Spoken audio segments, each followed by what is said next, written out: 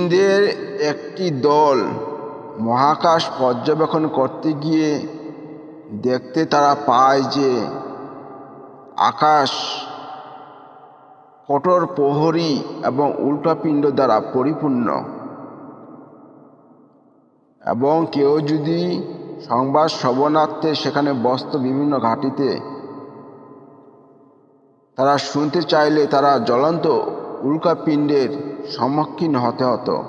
সে সম্পর্কে সূরা জিন এর মধ্যে এসেছে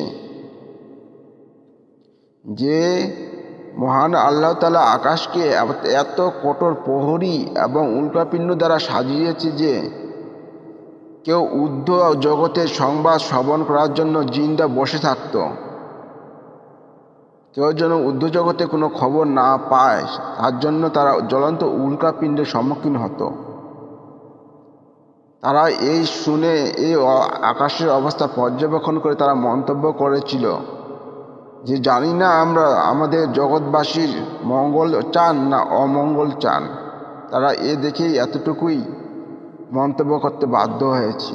তারা আকাশ পর্যবেক্ষণ করতে গিয়ে তারা দেখে, সূরা জিনের মধ্যে এসেছে, জিনরা আকাশ পর্যবেক্ষণ করতে গিয়ে দেখতে পায় যে সেখানে কঠোর প্রহরী এবং উল্কাপিণ্ড দ্বারা আকাশ পরিপূর্ণ, এবং কেউ যদি ঊর্ধ্ব আকাশে শ্রবণ করতে চায় সংবাদ, তাহলে তারা জ্বলন্ত উল্কাপিণ্ডের সম্মুখীন হতে হতো। এখানে পবিত্র কোরআনে সেই জিনিসটি তুলে ধরা হয়েছে। সূরা জিন এর 8 থেকে 10 পর্যন্ত আয়াত। বিসমিল্লাহির রাহমানির রাহিম। ওয়া আন্না লামাসনাস সামাআ ফাওয়াজাদনাহা মুলিআত হারাশা শাদীদান ওয়া শুবা ওয়া আন্না কুন্না নাকউদু মিনহা মাকঈদা লিস-সামিঈ ফামান ইয়াস্তামি'il আনা ইয়াজিদ লাহু শিহাবার রাসাদা ওয়া আন্না লানাদরি আশাররুন উরিদা বিমান ফিল আরদি আম আরাদা বিহিম রাব্বুহুম রাশাদা। অর্থ, ওয়া আন্না লামাসনাস সামাআ ফাওয়াজাদনাহা মুলিআত হারাশা শাদীদান ওয়া শুবা। আমরা আকাশ পর্যবেক্ষণ করতে গিয়ে দেখতে পেলাম কঠোর প্রহরী ও উল্কাপিণ্ড দ্বারা আকাশ পরিপূর্ণ। ওয়া আন্না কুন্না নাকউদু মিনহা মাকঈদা লিস-সামিঈ ফামান ইয়াস্তামি'il আনা ইয়াজিদ লাহু শিহাবার রাসাদা। পূর্বে আমরা আকাশের বিভিন্ন ঘাঁটিতে সংবাদ শ্রবণার্থে বসতাম, কিন্তু এখন কেউ সংবাদ শুনতে চাইলে সে জ্বলন্ত উল্কাপিণ্ডের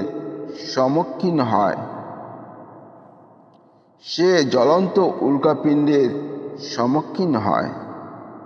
ওয়া আন্না লানাদরি আশাররুন উরিদা বিমান ফিল আরদি আম আরাদা বিহিম রাব্বুহুম রাশাদা। নিশ্চয়ই আমরা জানি না জগতের রব জগৎবাসীর অমঙ্গল চান না রব তাদের মঙ্গল কামনা করেন। সুতরাং আমরা বুঝতে পারতেছি মহান আল্লাহ তাআলা আকাশকে আমাদের জন্য একটি ছাদ হিসাবে বানিয়েছেন পরীক্ষা করার জন্য, যাতে আমাদের পরীক্ষা সমাপ্তি না হওয়া পর্যন্ত আমরা যেন এর সীমা অতিক্রম করতে না পারি। মহান আল্লাহ তাআলা আকাশকে ছাদ হিসাবে বানিয়েছেন এবং এর সংরক্ষণ হেফাজত করতেছেন তিনি নিজেই। বিভিন্ন জায়গায় এই আয়াতটি এসেছে, তিনি আকাশকে ছাদ হিসাবে ব্যবহার করেছেন যাতে মানুষ সীমা অতিক্রম করতে না পারে এবং পরীক্ষা সমাপ্তি না হওয়া পর্যন্ত এখানেই আমাদেরকে পৃথিবীতে অবস্থান করতে হবে। যতদিন না সূর্য আলোকহীন হয় এবং কিয়ামতের লক্ষণগুলো প্রকাশ পায় ততদিন আমাদেরকে আমাদের জীবনকে পরীক্ষার জন্য সর্বদা পরিচালিত করতে হবে। এই জন্য আমাদেরকে সবচেয়ে গুরুত্বপূর্ণ বিষয় হলো যে আমাদেরকে ঈমান আনতে হবে এবং সৎকর্ম করতে হবে, তবে আমরা জান্নাত পাব। কিয়ামত হবে এটা ভবিষ্যৎবাণী। এই জন্য আমরা এই কথাটাকে বিশ্বাস করি যে আমাদের মৃত্যুও হবে এবং মৃত্যুর পর জীবিত হব এবং আমরা জান্নাত লাভ করব। এই জন্য আমরা সৎকর্ম করে যাব। আমরা যেন পুনরায় জীবিত হয় এটা যেন আফসোস করতে না হয় যে আমরা দুনিয়াতে ভালো কাজ করে আসতে পারলাম না। এটিও এসেছে কোরআনে, মানুষ যখন পুনরায় জীবিত হবে তখন তারা আফসোস করবে যে আমরা দুনিয়াতে যদি সৎ কাজ করে আসতে পারতাম, তারা দুনিয়ায় আবার আসতে চাইবে, কিন্তু আল্লাহ তাআলা সে সুযোগ দিবেন না। কাজে আমাদের উচিত যে কিয়ামত ঘটবে, সূর্য আলোকহীন হবে, আকাশ বিদীর্ণ হবে। কোরআনে এসেছে ইজাস শামসু কুইরাত, যে সূর্য আলোকহীন হবে। ইজাস সামাউন ফাতারাত, আকাশ বিদীর্ণ হবে। তো এখান থেকে বোঝা যাচ্ছে যে একসময় আমরা আকাশ বিদীর্ণ হওয়ার ঘটনা দেখব এবং সূর্য আলোকহীন হবে। তাহলে এই কথাগুলো আমরা বিশ্বাস করি, কোরআনের বাণীগুলোকে আমরা বিশ্বাস করি যে কিয়ামত হবে এবং সূর্য আলোকহীন হবে এবং আকাশও আর আকাশ থাকবে না, বিদীর্ণ হয়ে যাবে। আমরা এই বিশ্বাসটুকু করে আমরা যারা অদৃশ্য বস্তু দেখতে চাই, সেই দিনটি আসা পর্যন্ত আমরা যেন আমাদের জীবনকে পরিপূর্ণভাবে সৎকর্ম করে যেতে পারি। এই জন্য আমরা আমাদের দৃঢ় বিশ্বাস রাখতে হবে যে আমরা যেদেরকে যে অদৃশ্য বস্তুগুলোর প্রতি ঈমান আনতে বলতেছে সেগুলো আমরা দেখতে পাবো। তবে দেখার যে সময়টা নির্ধারিত আছে সেই সময়টা অতিবাহিত করতে হবে। সেই সময়টা অতিবাহিত করতে গেলে আমাদেরকে সৎকর্ম করে যেতে হবে, যাতে আমরা জমিনে শান্তি বিশৃঙ্খলা না করি, শান্তি প্রতিষ্ঠা স্থাপন করি। এই জন্য আমরা বিশ্ববাসী সবাই এখান থেকে শিক্ষা নেই যে আমরা ঈমান আনি এবং সৎকর্ম করে যাই। যতদিন কিয়ামত না ঘটবে, সূর্য আলোকহীন না হবে, আকাশ বিদীর্ণ না হবে, ততদিন আমরা সৎকর্ম করে বিশ্ব শান্তি প্রতিষ্ঠা করে বিশ্ব মানবজাতি আমাদের মঙ্গল বয়ে আনতে আমরা সবাই যেন সচেষ্ট হই, সেটি আমাদের এখন কাম্য। যেহেতু আকাশকে যেহেতু আমাদের দেখার আকাঙ্ক্ষা যে এই জিনিসগুলো, বেহেশত দেখব, দোজখ দেখব, সৃষ্টিকর্তা দেখব, ফেরেশতা দেখব, নবী দেখব, তো আমাদের এগুলো আকাঙ্ক্ষা অদৃশ্য বস্তুগুলো দেখার। এই অদৃশ্য বস্তুগুলো দেখতে গেলে একটা সময় অতিবাহিত করতে হবে। যখন তাদের আবির্ভাবের সময় হবে ততদিন আমাদেরকে মহান আল্লাহ তাআলা পরীক্ষা নেবেন যে আমরা এই অদৃশ্য বস্তুগুলোর উপর ঈমান এনেছি কিনা। যদি ঈমান এনে থাকি তাহলে আমরা সৎকর্ম করে যাব। এই জন্য মহান আল্লাহ সব জায়গায় কোরআনে বলেছেন ইন্নাল্লাযিনা আমানু ওয়া আমিলুস সালিহাত লাহুম জান্নাত, যে বলা হচ্ছে নিশ্চয়ই যারা ঈমান এনেছে, সৎকর্ম করেছে তাদের জন্য জান্নাত, বাদবাকি জান্নাতের কোনো ব্যবস্থা নাই। সুতরাং ঈমান এনে সৎ কাজ করতে হবে আমাদেরকে, এটি হলো সবথেকে বুদ্ধিমানের কাজ। আর বিশ্ব শান্তি প্রতিষ্ঠায় ঈমান এনে সৎ কাজ ছাড়া আর কোনো উপায় নাই। মানুষ যত সৎ হবে তত বিশ্ব শান্তি প্রতিষ্ঠায় উজ্জ্বল দৃষ্টান্ত রাখবে। যত মানুষ ঈমান আনবে না এবং অসৎ কর্ম করবে তত বিশ্ব বিশৃঙ্খলার সৃষ্টি হবে, অশান্তির সৃষ্টি হবে। এই জন্য আসুন আমরা সবাই জান্নাতের আকাঙ্ক্ষার উপর রেখে আমরা বিশ্বাস করি, জান্নাত লাভের আকাঙ্ক্ষা করে যে আমাদের চিরস্থায়ী ঠিকানা হলো জান্নাত।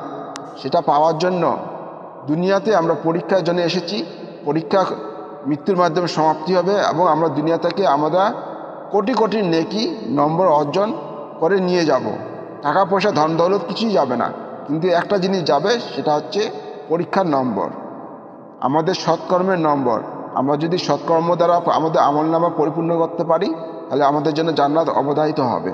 আর যদি আমরা অসৎ কাজ করি, তাহলে আমাদের খারাপ কাজের পাপ এবং পাল্লাটা ভারী হবে, যার ফলে আমরা দোজখে অবধারিত চলে যাব। তো আমরা এই জন্য ঈমান আনি, পরকালের উপর ঈমান আনি, যে এগুলো দেখতে পাবো, একটা সময় অতিবাহিত করতে হবে, তার জন্য আমাদেরকে সৎ কাজ করে নিতে হবে। এখন যদি আমরা সৎ কাজ না করি, তাহলে আমাদের বিশ্ব শান্তি প্রতিষ্ঠাও হবে না, বিশৃঙ্খলা থাকবে, যে যার খুশি মতো চলবে। এই জন্য বলা হচ্ছে যে এটা মুত্তাকিদের জন্য পথ প্রদর্শক, খোদাভিত্তিদের জন্য এটা হচ্ছে পথ প্রদর্শক এই কোরআনটা। কেউ যদি এই কোরআন পড়ে, তবে তার উপদেশ অবশ্যই কাজে আসবে। এই আয়াতগুলোকে বিশ্বাস করতে হবে যে কিয়ামত হবে। এখন আমাদের একদল বিজ্ঞানীরা কম বসে নেই, কিন্তু বসে নেই, সূর্যকে নিয়ে গবেষণা তারা অনবরত চলতেছে।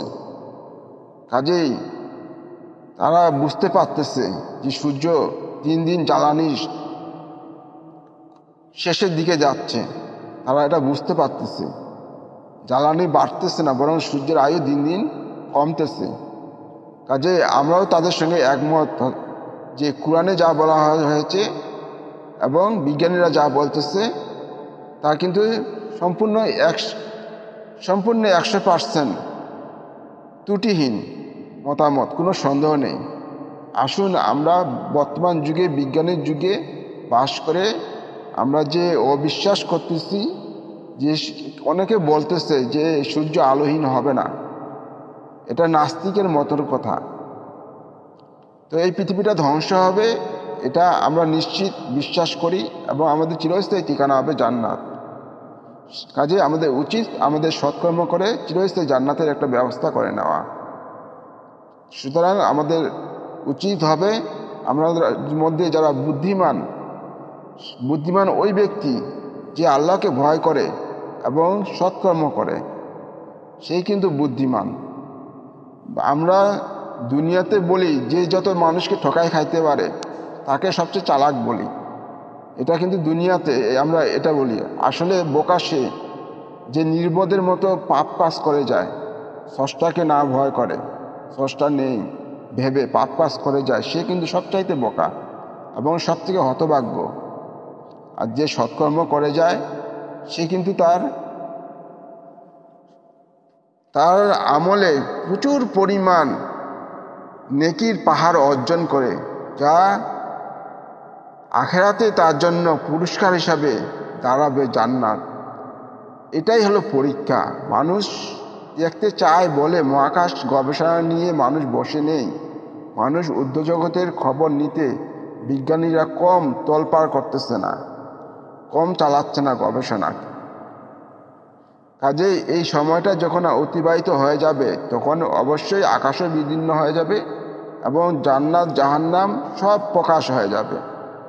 সুতরাং সেই সময়টা আসার পর তখন কিন্তু আমরা আর সুযোগ পাব না সৎকর্ম করার। সুতরাং আমাদের উচিত হবে, আমাদের ওই দিনটা আসা পর্যন্ত আমরা নিজেদের সৎকর্ম দ্বারা বিশ্ব শান্তি প্রতিষ্ঠা করি এবং জান্নাতের একটা আশ্রয়স্থল বেছে নেই।